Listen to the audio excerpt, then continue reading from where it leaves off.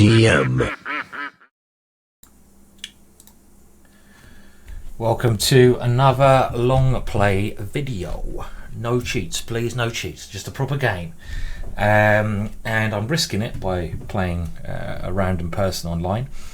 As always, I'm going to go through my thought processes. I've got the black pieces in this game, and I'm going to try the black line. A lot of people have been asking about the black line recently, and I think it's a good idea for me to... I do have a lesson. If you want to have a look at a free lesson, there is one in my archive of videos, so go and have a look at that. I've also got a DVD out on the opening if you want to try it out. But maybe I need to win this first just to prove it's a good opening. So the black line is an opening you can play as black. I think it's more effective against e4, so it's more of an effective opening when white plays e4, but you can play it against d4 as well. And the way I play it is in stages. Now, I think just to memorize, how to set up, it's easier to do it in stages. And stage one is to play d6, move one knight here to have some influence on the center, and then generally I move the other knight to this square, to d7. But one of your main moves you play, because you need to do something in the middle, is e5. So it kind of looks a little bit now like a Raul Lopez or Spanish, but of course white cannot go c3 anymore, which is often a good move in the Raul Lopez because he has a knight on c3. Now, when white moves a bishop to c4 in the black line, you have to be very careful of this pawn. For example, knight d7 might get hit by knight g5, and I'm already in trouble. So I always aim to go bishop e7 when my opponent attacks f7, because now if knight g5 happens, I can castle kingside and my rook on f8 can guard the pawn. So you just got to watch out. I mean, you've got to have subtle move order ideas. Now, in the black line, you combine a lot of things, a lot of different moves to play. And we might get a main line position if my opponent plays a d4 here. But I have some other options now. Now that my opponent hasn't gone d4, I can consider maybe bishop g4. I could play the normal black line move with pawn here. And I think I'm just going to do this because this is a useful move to control some central squares. In the black line, the queen often comes to c7 to control the center. And I may even consider playing moves such as b5 and even d5 later. I could have castled, but one thing again I like doing in the black line is leaving my king side quite flexible, because I occasionally go h6 and g5. Now my opponent now has played d3, and it's much more tempting for me to now place my bishop on this square because he can't easily break the pin with bishop e2. But should I first maybe gain a bit of space like b5 and a5? Why not? I mean, if I can gain space on that side of the board, it seems to only benefit me. So should we go for that? It's either that or bishop g4. I'm just trying to take advantage of my opponent's slightly offbeat opening. Bishop g4, the only thing I'm worried about is h3. I don't want to take the knight. Bishop h5, g4. When bishop g6 is possible, but not something I want to do, I'd really want to sacrifice when knight takes g4. Pawn takes, bishop takes. But I think it's certainly best to push my opponent's bishop back, because if I do ever sacrifice on g4, if you saw that line, then my opponent won't have ideas of d4 and bishop e2, which is one way to break this sacrificial pin. Now, the idea of going bishop g4 is such a main idea. It really is a critical idea in these positions. And if h3 and g4, knight takes g4 is the move you want to play. You want to take on g4, and I kind of think he has to play this way, because otherwise, he's this pin is going to be so strong. Now, if I go pawn here, he'll go a4 maybe. I push on, and he'll go knight to e2, and the maneuver of white of moving the knight to e2 to g3 actually helps him quite a lot, because his knight is quite good on g3. Often the knight goes d2, f1 to g3 in the Spanish. So I don't really want to allow him to do that. So a5, a4, b4, knight e2. I kind of think it probably helps him. Now I really do want to play bishop g4, h3, bishop h5. Here, takes, bishop takes. I don't know how much I believe that. I mean, can I go back to g6? Then knight h4 would be the normal move. Maybe I have knight takes e4 there. Knight takes g6, knight takes c3. And if pawn takes e4, bishop takes h4. I'm going to go for this. I like this pin. I have to watch out for tricks with knight g5, you know, bishop f7 and knight g5, but they don't work because my knight is guarding the bishop. Now the only thing, like I say, I'm worried about here is h3 and g4. Otherwise the pin is very uncomfortable. And I'm stopping him going knight e2 because then I could capture on f3 and he'd be forced to take with a pawn. And that would weaken his position. So ideas now of playing a5 become a lot stronger, when he would have to stop me playing a4 to trap his bishop. And if he plays a4 himself, then I can go b4. And knight e2, as we've said, is not as effective because I can double his pawns. And like I said, I don't really want his knight coming around to g3. That's a good square for the knights in these types of positions. Now, h3, okay, there's obviously no point of me taking the knight. That would just relieve the pressure. And if g4, that's when I'm thinking I probably have to retreat. Knight takes g4 is the move I generally want to play, but with a pawn on c6, it's not as easy to go knight c6 to d4 to increase the pressure on the pin. So something like g4, maybe I can take pawn takes, bishop takes. I'm then thinking about the counter sacrifice, bishop f7, king takes f7, knight takes e5 check, pawn takes e5, queen takes g4.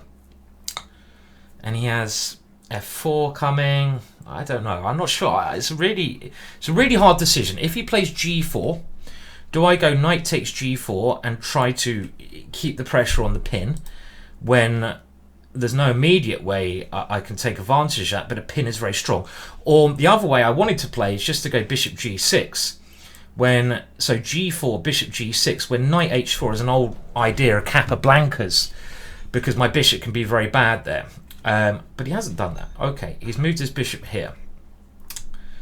Now, I'm thinking a5 must be a useful move to play now. a3, I gain a little bit of space, but maybe just knight d7.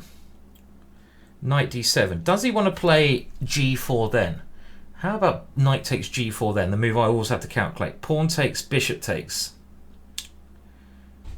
I quite like that position for me. I prefer that before, because if he takes on e7, my queen can come to f6, increasing the pressure on his pin. So I'm thinking just knight d7 is a good move here.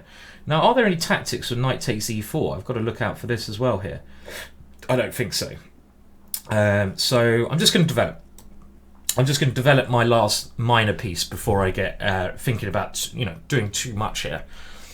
And again, you've seen I haven't castled yet. The reason I haven't done this is that if g4, another idea at the back of my mind is to play bishop g6 and then h5, because then I can open up his king. Now the idea of him playing g4 is if bishop g6, he wants to go knight here, which is a very good idea, but I'm kind of relying on knight takes here now. So I just want to double check this. Knight takes, pawn takes, bishop takes. That pin is very strong. I've got an extra piece developed compared to last time. And if he takes here, I like this idea. This is when they play g4 in the Rule Lopez, the Spanish, as a basic rule, if you have to move your bishop back to this square as white or black, that's not desirable. But the one move you should always be considering is this knight takes g4. And this is a lot stronger now because of the placement of his light square bishop. Obviously, if his bishop was on e2, this would be a rubbish idea because the pin is non-existent. But now, I'm hoping that by getting 2 pawns for the piece, and this is a very thematic idea, the pin on his queen is going to be strong. And you can see why I've played b5 as well, because if his bishop was still on c4, he might be able to play the move d4 and bishop e2. to break my pin. This is his other idea. So, you know, for example, if he could ever get his bishop to e2 in this type of position, you know, just move it there, then I don't have enough compensation. But with bishop over here, I feel like I should have enough compensation. And one of the reasons I'm now more fond of this, I think the exchange of dark square bishops has helped me, because my queen can now come to f6, and that increases the pressure upon his knight. Other ideas I've got are h5, and then actually bring the rook around. Bring the rook to either g6 or f6. This rook swinging idea is common in this type of sacrificial position. So my opponent now under a little bit of pressure. For example, with king g2, aiming to move the queen and get out of the pin. After king g2, I'm assuming my best move will be to play queen f6, so he can't break the pin. I don't want him moving his queen and moving his knight. If he can do that, I'm in trouble. But I mean, I don't know if I'm better here. I don't know, because he's going to go rook h1 and he's going to try to unravel like this. But I think I have to stop queen d2 now. So I think my next move is pretty much forced. And what ideas do I have now? Well, one idea is to maneuver this knight either to this square, or this square. Maybe I can even go this way, knight f8, knight g6. Because if I ever go c5, and then e6, well, he can always go bishop takes e6. Maybe that's okay, because I can go pawn takes e6, and I can put a rook on f8. But moving the knight this way also seems very tempting. So I've got these things to consider now. How to increase the pressure on his position. Do I go c5 or do I go to f8? And you can see now again, if I was castled here, I would be losing a lot of potential of this attack, because now I do have f5 and rook here. So why did my opponent play queen e2? The first thing you should always do, ask yourself why. Why? Well, he's clearing the d1 square, and I can see that his plan is to go knight d1, knight to e3, when he's going to try to break the pin like this. But because his queen is on this square, the first thing that comes to my mind is, well, what's my worst place piece out of my knights or bishops? My knight. If my knight can now get to this square, happy days. So one very simple idea is to go knight here, and then knight here, and then knight f4. Maybe his other idea is to go queen e3 and break the pin like that. That's a good idea. I didn't see that move, queen e3. That's a good idea. So let's have a look. Knight here, queen e3, I think is forced. Knight here, knight to h2. And he's getting out of trouble, because as soon as his knight gets to h2, he's broken the pin. So queen e3 is another idea behind his move. And chess is about restrain and push, so I now need to think of a way to restrain this idea. Well, queen g6 is actually quite tempting here with some bishop check, but do I have a good bishop check? h5, queen e3, rook here, knight h2 again, and he breaks the pin again. So this is a key position. Queen g6, but then queen e3. Do I have a good discovered check? I don't see one. I take here, he takes with a king, and I need one more tempo. So the other idea, queen here, queen here. This is an annoying idea. He gets out of the pin. Like I said, the pin is the main thing. I mean, I might have enough compensation. Knight here, queen here, knight g6, knight h2. And then do I have some tactics? Bishop h3 check, king takes, knight here check, king g3, queen g6 check, king to this square, queen. I mean, it's very interesting, but I've got to play very precisely here. This is why I'm spending a lot more time, because critical moments you need to spend more time, clearly. So the other idea, h5, queen e3, rook h6, knight h2.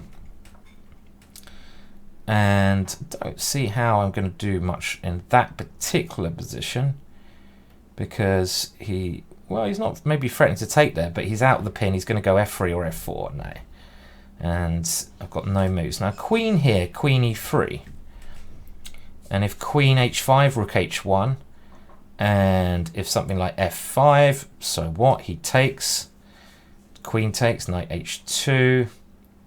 So I'm thinking knight to f8 is my best chance here, because here I'd have no good discovered checks. Now, is it worth going a5 and then forcing him to play a3? Probably doesn't harm me to go a5, but he might be able to go a4 then, and if b4 he gets his knight around. So I think I have to go knight f8 here. I think just process elimination and looking at my best options, when my opponent hasn't got time to go knight d1 because my knight will come to this square with check first, but my opponent does have time to now break the pin with queen e3, when I have a decent attacking position, because my knight will look very nice here, but is it worth a piece? I'm not sure. So he's played this move. Good move. And if I had one more tempo, I'd be winning if my knight was already on g6, but it's not. I have to bring it around this way anyway. So let's bring it into this square. And my opponent has to move his knight. My threat is bishop takes here and knight to h4 check, winning the game. Oh, he's fallen into it. Massive blunder from my opponent there. And that has just lost him the game. He had to get out of the pin with knight h2, which we'll have a look at afterwards.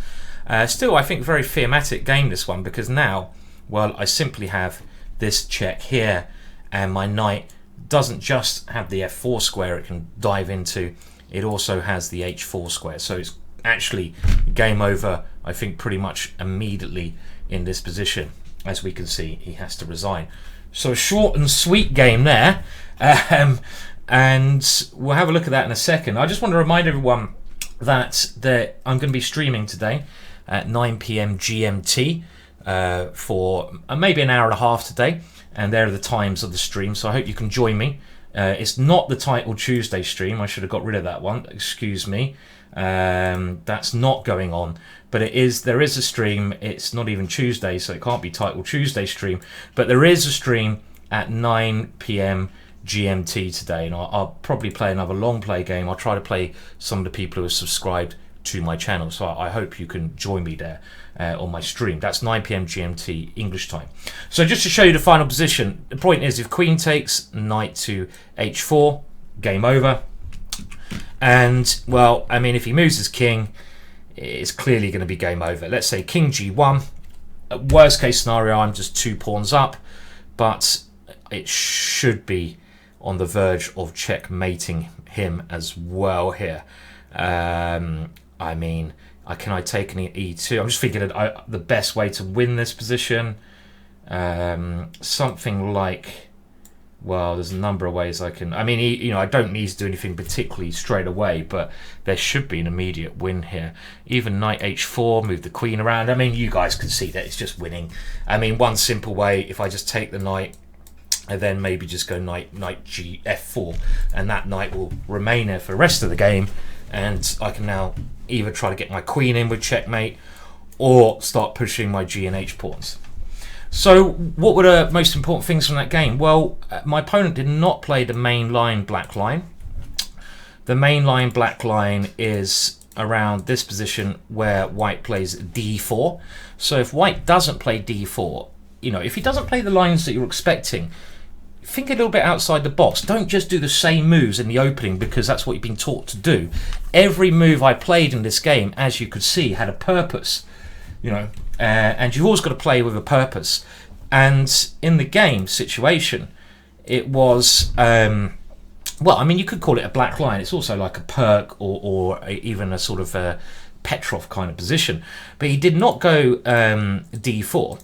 So as he hasn't placed as much pressure on my central position because his pawn's back on d3, I can play with a little bit more flow, meaning that my bishop is able to get to g4, and I would not normally be able to do this in the black line, but it's quite desirable. And now this is such a common thing. The one thing to remember from today is that in nearly every Spanish opening, Roulette pairs, Italian game, any one, the most common opening where you have these pawns like this pin occurs a tremendous amount of the time. And here it's much stronger, as I said, because he can't break the pin easily. But the key thing to think about is always whether white can play the move g4. And there's a famous Capablanca game, I can't remember against who now, but there was a game where white was Capablanca in a similar position and he went g4. And here, the thing to remember is you always want to go knight takes g4 if you can, but only if the pin is going to be very annoying for your opponent. Bishop g6 is a move that Capablanca has shown is often bad because of knight to h4 and the knight comes in here. But tactically, I spotted in this position that I might have the tactical hit here, knight takes e4. Because I really want to stop the knight coming here. This is a key thing to stop. And in this position, I think the tactics are working for me. I think I'm winning a pawn. And if white can't play knight to h4, things are not so bad for me, because this bishop can be really bad later on because it's trapped in. But another advantage I haven't castled, I was thinking, well, if I get this position in the game, I'm going to go h5 next move, when I'm going to try to open up lines towards his king. So that's what I was thinking. And in the game situation, well, he played this anyway, and I went for the most critical line, and my opponent, I think, played well. This is the correct way, but here he played the key mistake. And well, let's put it on the computer very briefly to see what the computer actually thinks. So let me just load up the computer, and I need to adjust the board in a second. So we're going to just get the computers, bear with me, so we can just have a look. Always quite interesting to see how the computer assesses these sacrificial ideas. I mean, from a human point of view, they make a lot of sense, but sometimes the computer, well, we'll see. I'll be interested to see what the computer thinks of the final position. Well, not the final position, but had my opponent played a better way, because obviously the way he played, he lost immediately, so it wasn't a particularly great way of him playing. And we're just going to now see with the computer's assessment, which you can see is here. Sorry about making the screen a little bit ugly. Production value, Williams. But let's just have a look. So we're going to go around this point here, and after knight to g6, well, actually, maybe we'll go back to queen e2. What does it think of queen e2? Well, in actual fact, the computer thinks the position is actually, I would say that's roughly even. So maybe my sacrificial, okay, now it's changing. Had I gone a5, it's actually liking a5. But interestingly, let's see what happens, with the game continuation. So maybe the sacrifice was probably just about sound, but it is certainly critical, and it's the move I'd want to play. And you've got to play in the most aggressive way. Let's just have a look at this key point. When I was thinking, I was thinking knight to h2, and the line I was trying to consider here was this amazing idea, bishop to h3 check. Does that work? Oh, it does. Okay, I was seeing more than I normally see today. I wanted to go here check, because if he takes for the queen, knight to f4 wins the queen, and if he takes for the king here, I was thinking that I could go check, and then I was looking at king to this square, and now I thought I could just go queen g5 check, and I either come in queen g2 checkmate, or after knight g4 I'm playing h5. So this looks very good for me. So knight h2, bishop h3 check. I'm going to take the rook. I'm a little bit better. So what should he have played here? And the computer, I think, is saying his best defensive move. But look how it's changed. Okay, it says that white's like half a pawn better. Is that really true? I don't know. I mean, I think this is maybe it is better for white, but there's surely some pressure in this position. Okay, it's now going down a little bit. I've got to go with my instinct, and it's saying knight to f4 check. This is a good move. I'll give the computer that. King to f1. Okay, so maybe the sacrifice wasn't entirely sound, but as a thematic idea, it's certainly the move that you should always be considering, and I think that's more important for these long play games. When your opponent plays a move such as g4, you need to know what you're aiming to do. And in this game, taking on g4 generally is what you want to be doing, but you have to back it up with calculation. In these quicker time limits, it's going to be a lot more difficult for my opponent to handle, but it's just a theme to bear in mind. So hopefully you'll come and join me for my stream later on tonight, 9 PM GMT, on my Twitch channel. And I hope to see you there, and thank you for watching this video, and I will see you all later on. Goodbye.